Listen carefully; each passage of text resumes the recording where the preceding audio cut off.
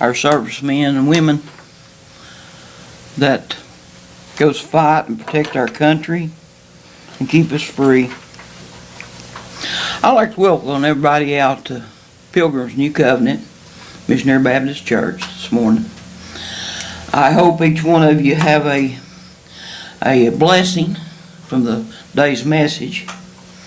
A little different, but I feel like it's one that the Lord's really been laying on my heart for a while to preach. But if you notice, I put a picture right up here. You want to stand and look and see, you can, or after service you come by and look at it. But Lenine and I just got married, and we were in the Cove, and newlyweds, 24 years ago, 23 years ago, something like that. We was going around the Cove, and there's a cabin at the far end of the Cove when you first get started. Up there at the far end, there's a field that goes a long ways, and there's a cabin at the very end of it. And there's a rainbow that went across, all the way across there, and we was looking at it. And this was before you had your cameras or phones you take pictures too much. We didn't have nothing to take a picture with. And there's a couple behind us, and I'm going to say Indiana, but I can't remember if I'm right or wrong. But they were taking pictures of it. And we both asked if they would send us a picture. So Lenine gave them my address, and they mailed this picture to us. And it sits next to my bed where I sleep every night, and opposite end of Lenine's table, and I look at it about every night and every morning. The rainbow. And I think about how the rainbow and what it means. And that's what we're going to find out. And title of today's message, the rainbow is a token of the covenant, not a flag. It's a token of a covenant, not a flag. We're going to be in Genesis today, starting Genesis 6th chapter.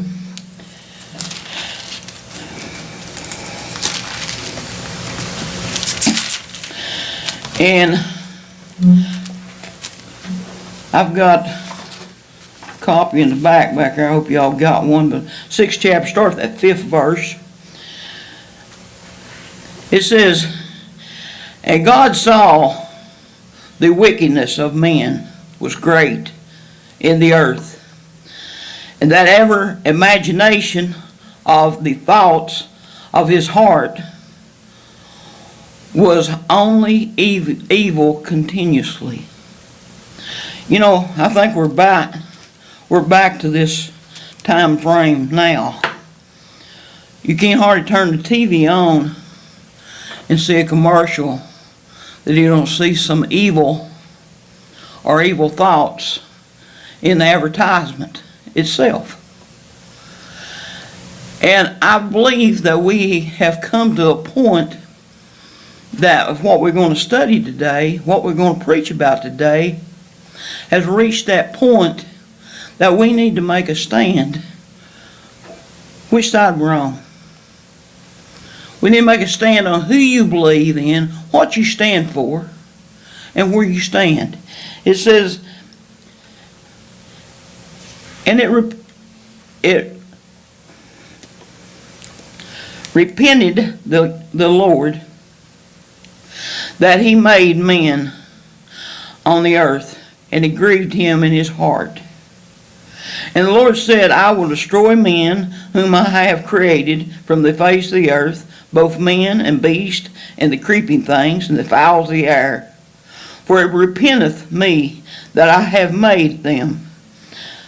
But Noah found grace in the eyes of the Lord. That's where we've got to be, folks.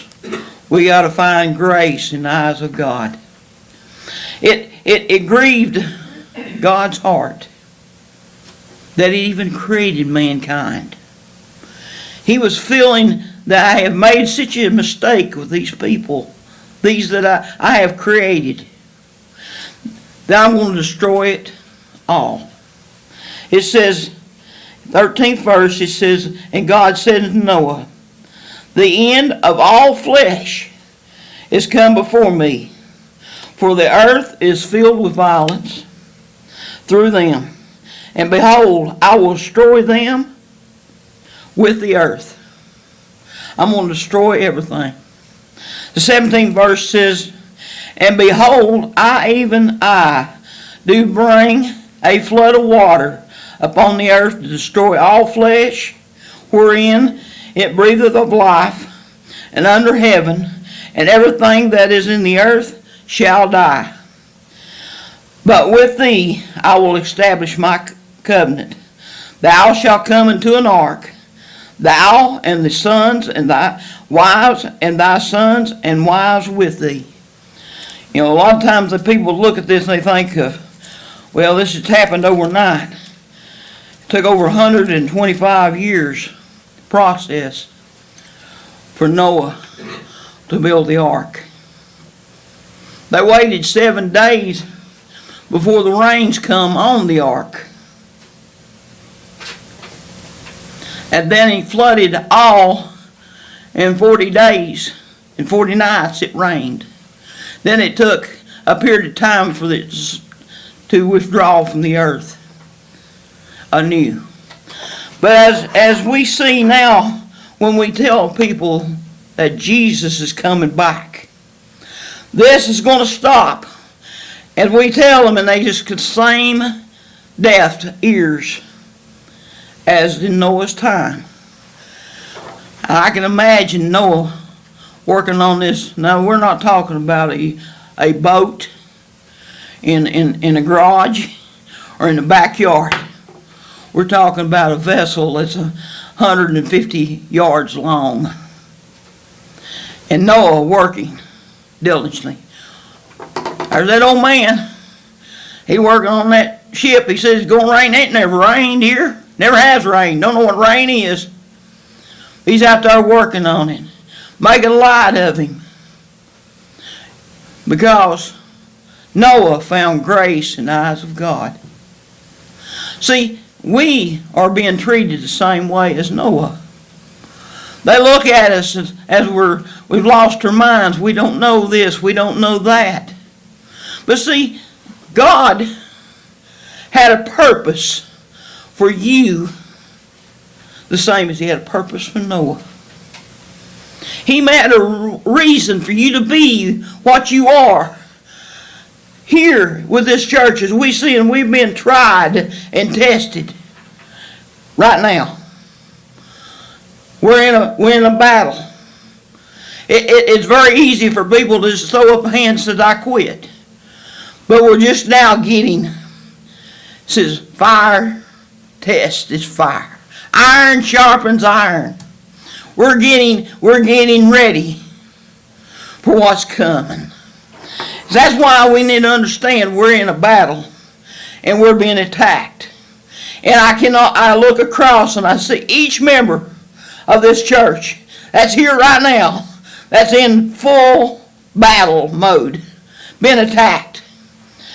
Go over in Genesis, the 9th chapter, starting with the 8th verse, the 9th chapter.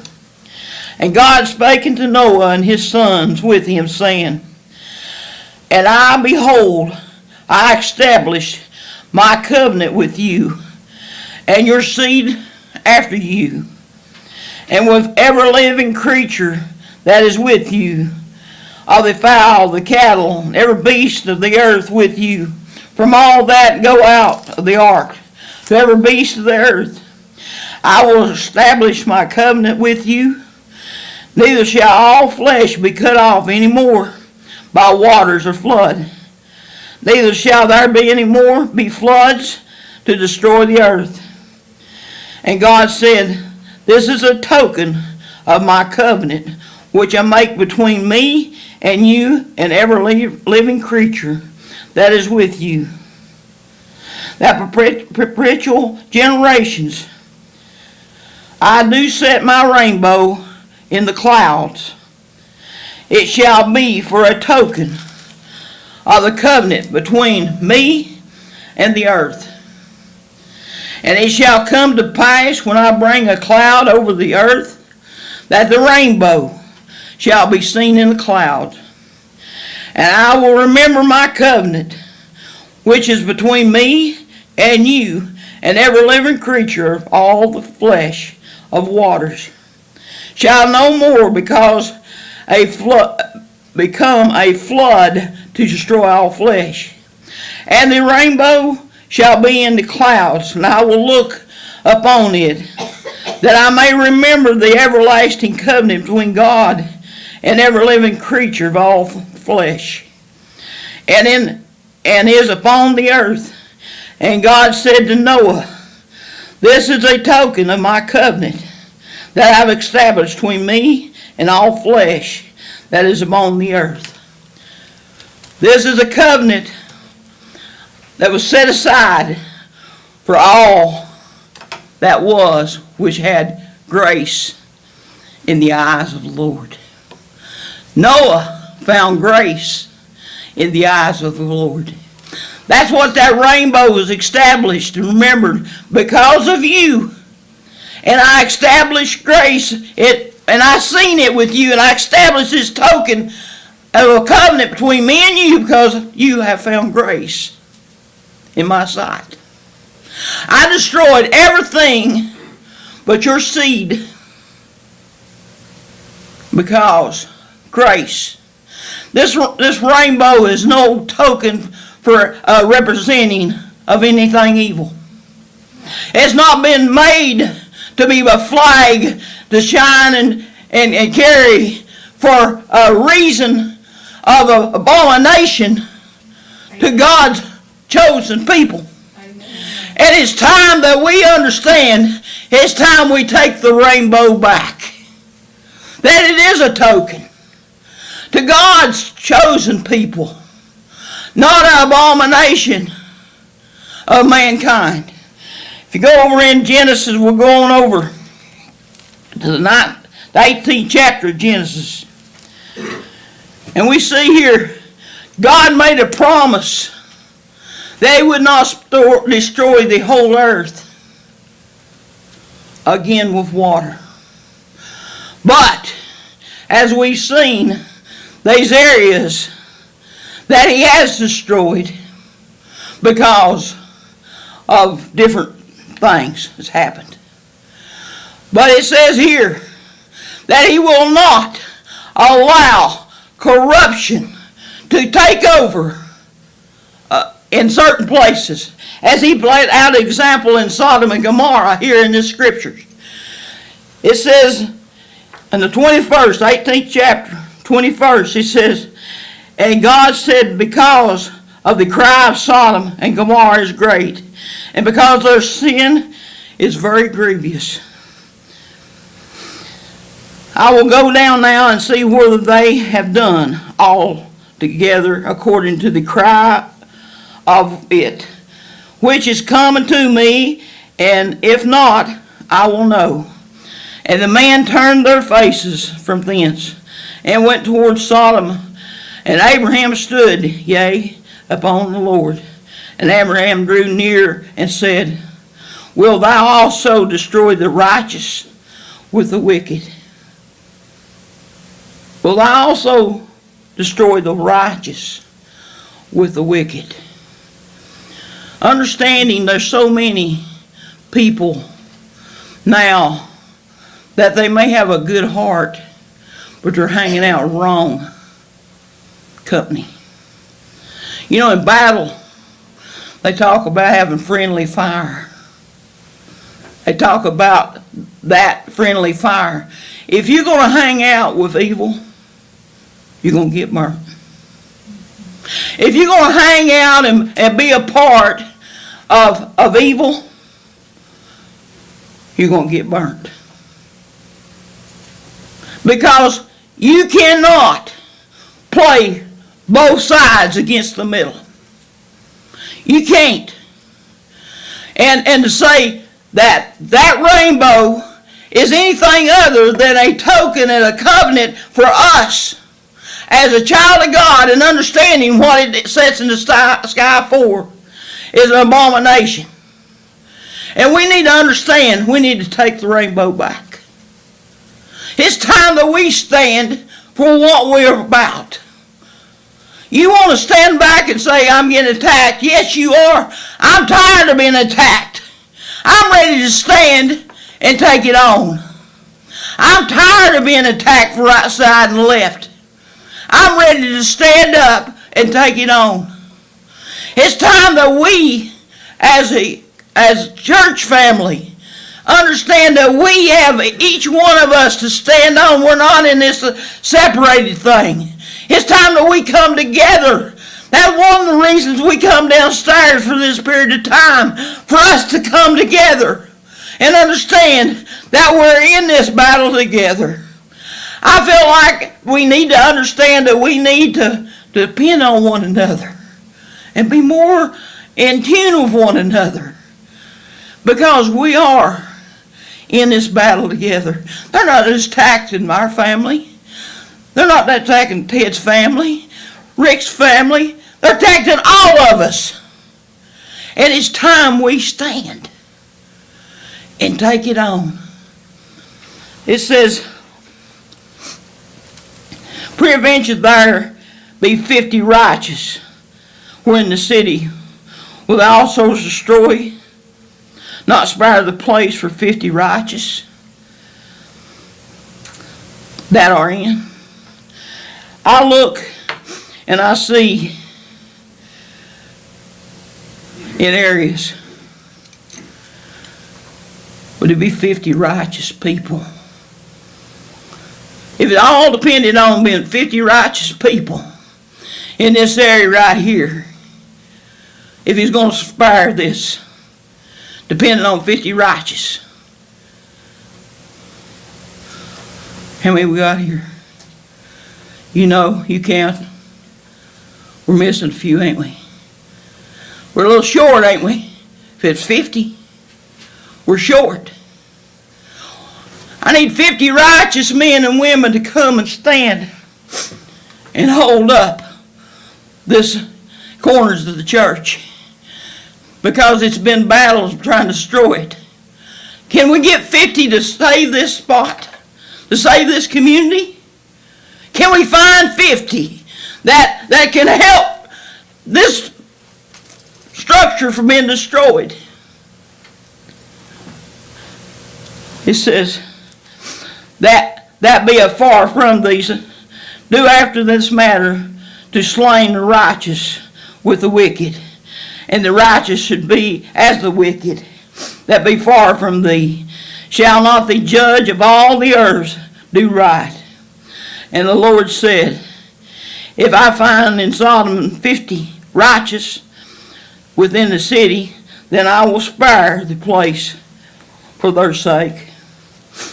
And Abraham answered and said, behold, now I have taken upon thee to speak to the Lord, which am but dust and ashes. I was made from dust and ashes. I'm nothing but dirt.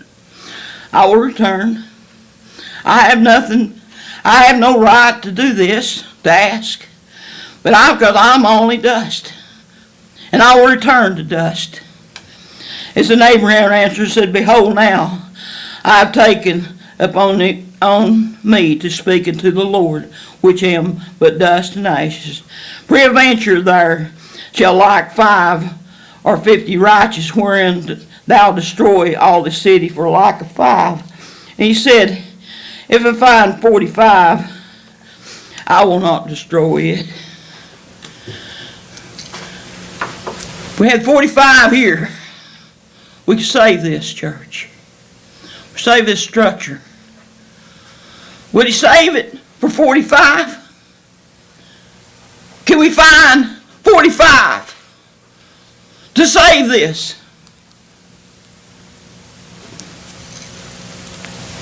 And he spake unto him yet again and said, peradventure there shall be 40 found then. He said, I will not do unto 40's sake. We go back, we say, what about 40, Lord? How about 40? We can find 40 righteous, that just faithful, that will stand. How about 40? Would you say 40? And we look around, we start counting.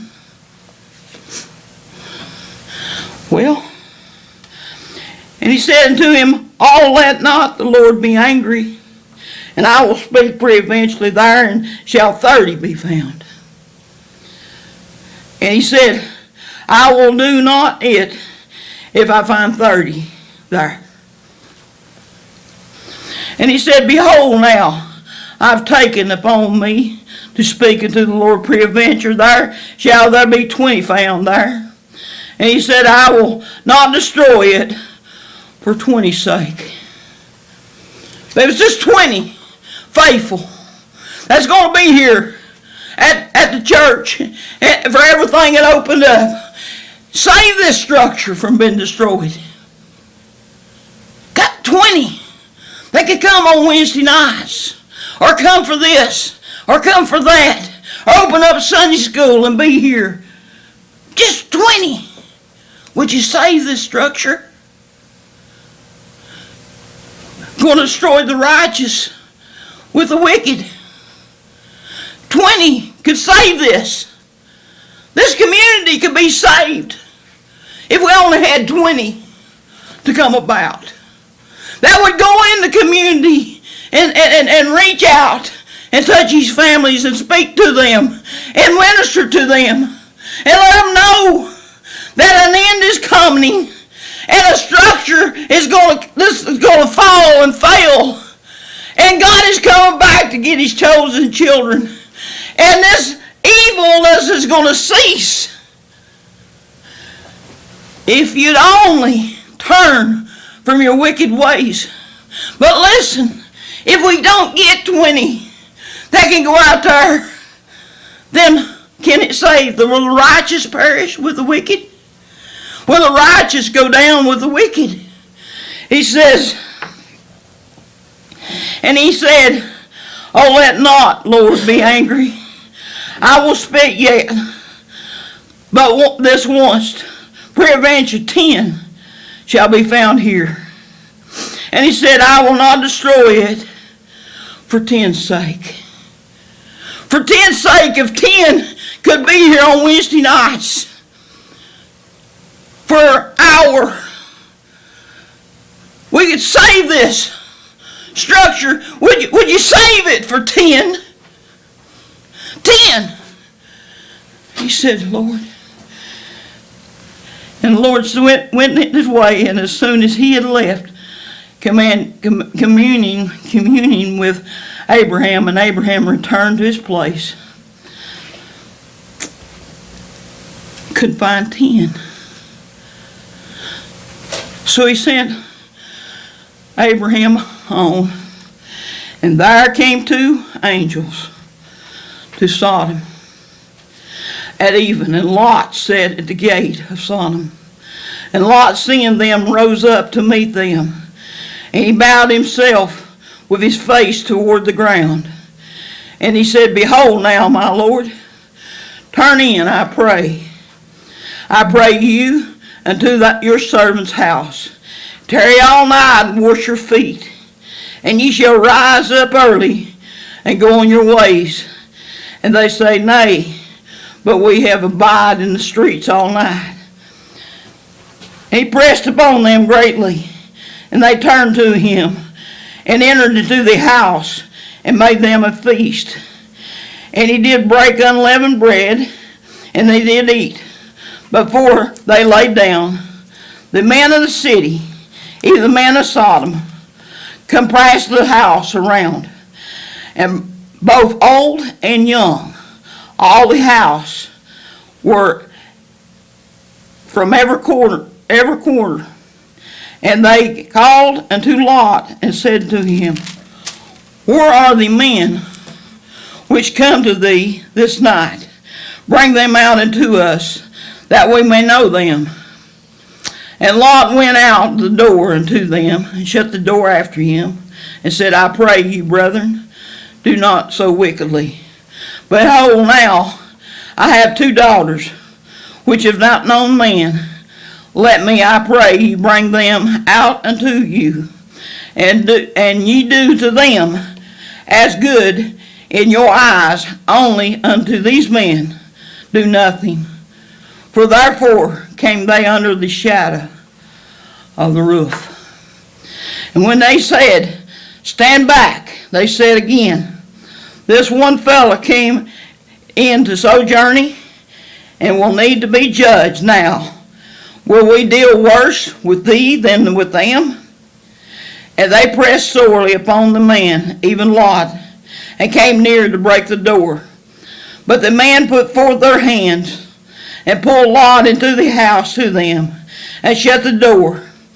And they smote the men that were in the door of the house with blindness, both small and great, so they wearied themselves to find the door. And the man said unto Lot, hasten thou here, beside the son-in-law, and thy sons, and thy daughters, and whatsoever thou hast in the city, bring them out of this place.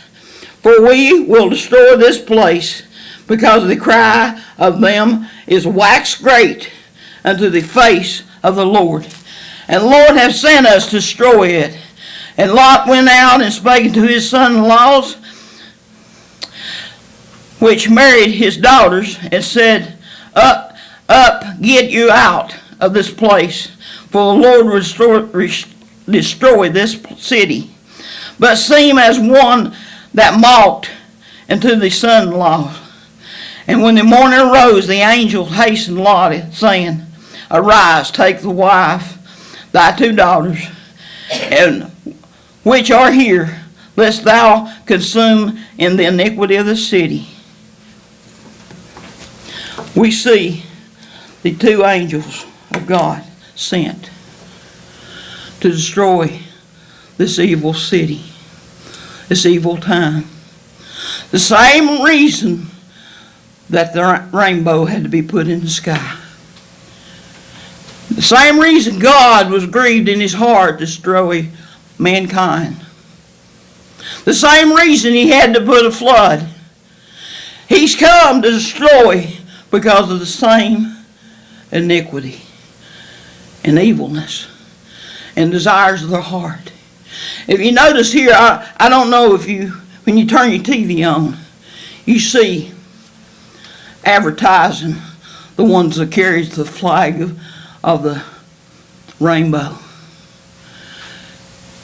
Men and men, women and women, advertising on TV like it's supposed to be natural, as going to the fountain and drinking water.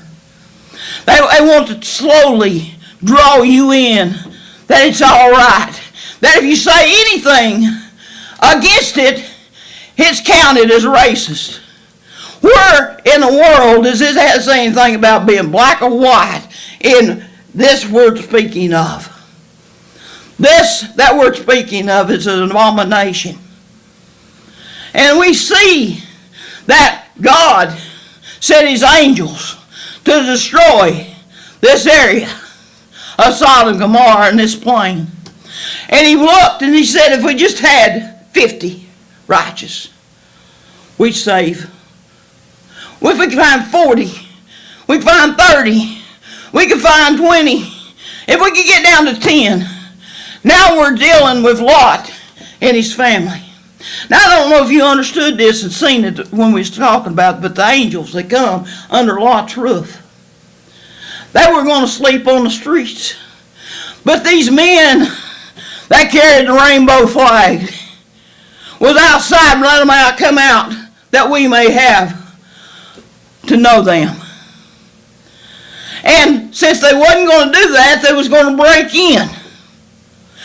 But Lot said, I have 2 daughters that's never known men. Send them out here to do with. But if you notice in the scriptures here, that God was going to save his 2 son-in-laws. Where were they? That never knowed women. His daughters had never knowed them. Where were they at? It says, your son-in-laws, you go save those two, but they wouldn't go. It says plainly, let me read this again.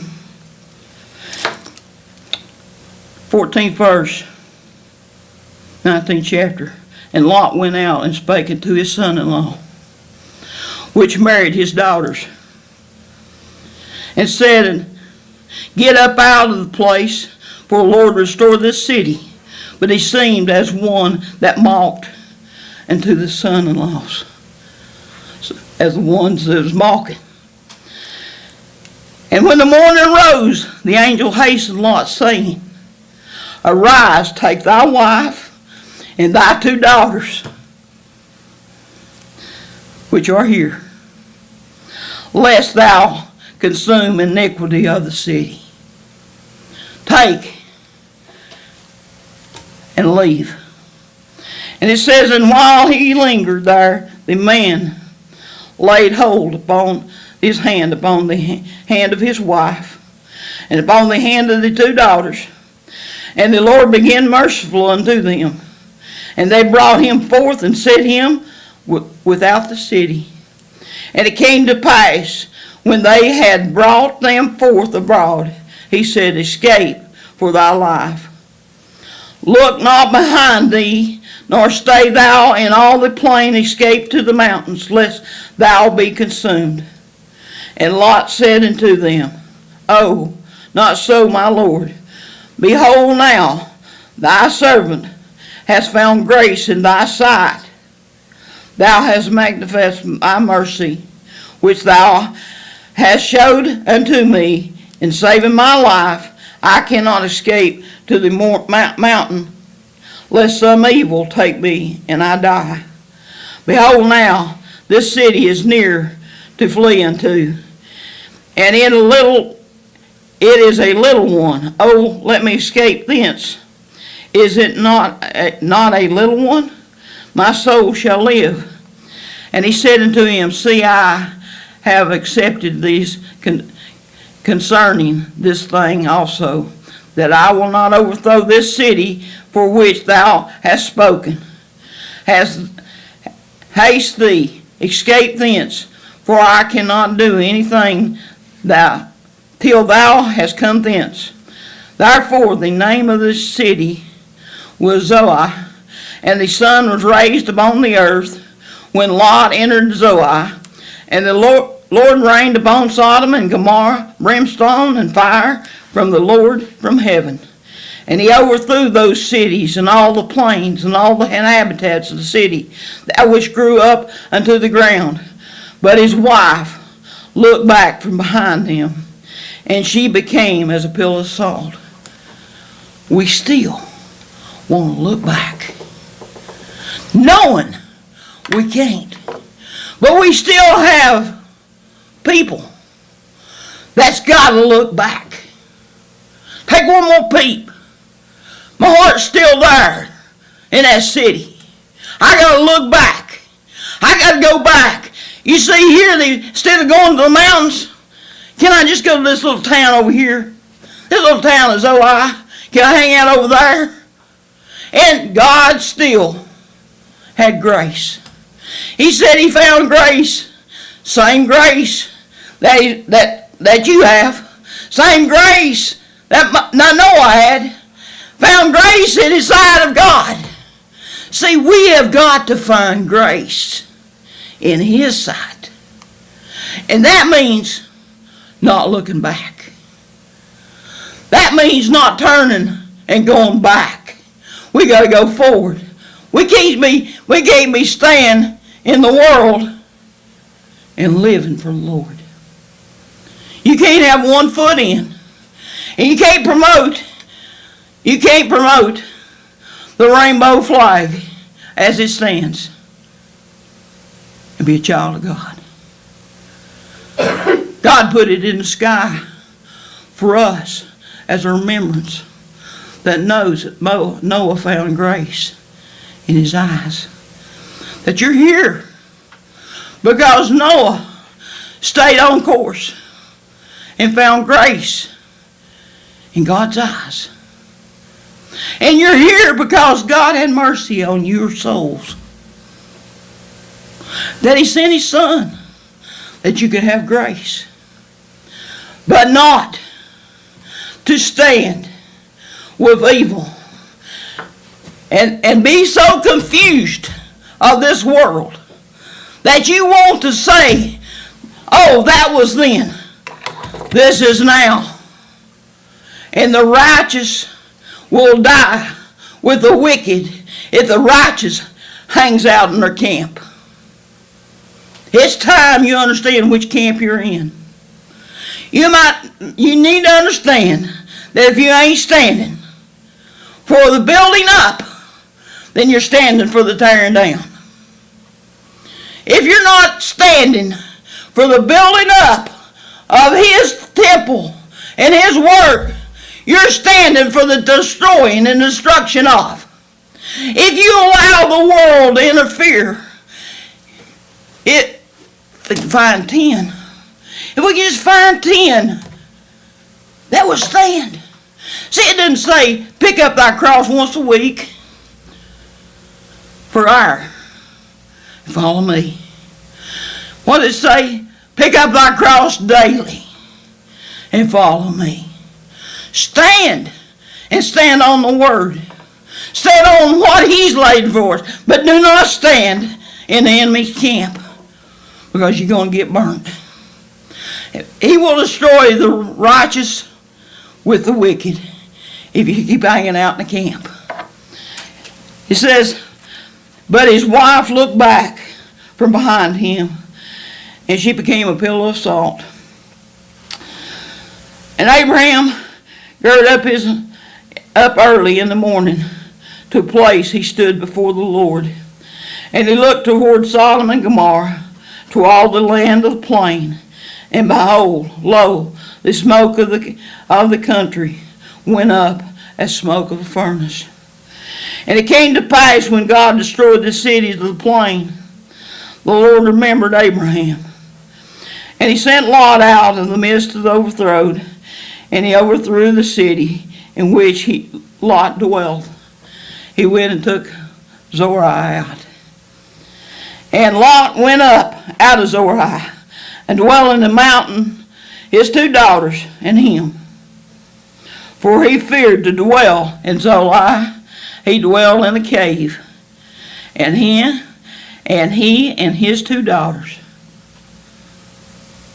because he found grace in God's eyes. If God said to you, I will keep your family safe. If there's just 2 faithful. If there's just 2 faithful. 2 like what I see in front of me here today. 2 in your family. That has one purpose only, is what God has for you to do. I ain't talking about picking up. I don't look at anybody back there and don't see somebody that don't have problems. I don't see nobody back there that doesn't have a problem. Hurts, pains going on. But I'm telling you, that if a person cannot stand, he will destroy the righteous with the wicked. Because if you keep hanging out in the world and what's important about the world, you're going to take on friendly fire. You can't help it. Because you can't be one thing and say I'm one thing and do the other. Can we find 10 righteous on Wednesday night? 10 righteous. See, we've got to understand we're in this for the long haul. We're not in the shortcomings of this thing. Sandra, if you come and play whatever's on your heart.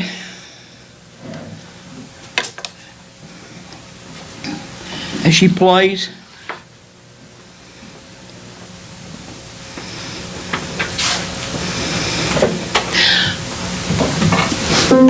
you need to find grace in the eyes of God. Can you be that Noah? Can you be the Abraham? Can you be the one that God wants to save your family? Can you be that one that stands in the gap to save your family? The one that can stand in the gap to save His church. That it rise up from ashes to be what it needs to be. To be a beacon. To be a house of God and a place to come to worship. That will see souls saved. We're going into revival in this community the 1st of January. For 21 days in this area. I don't know how many days you'll be able to go, where you'll be able to go to any of them. I don't know. But get your family involved. If you can get your family involved and quit looking back. We got too many people that look back. There's too many things that's more important than saving your family.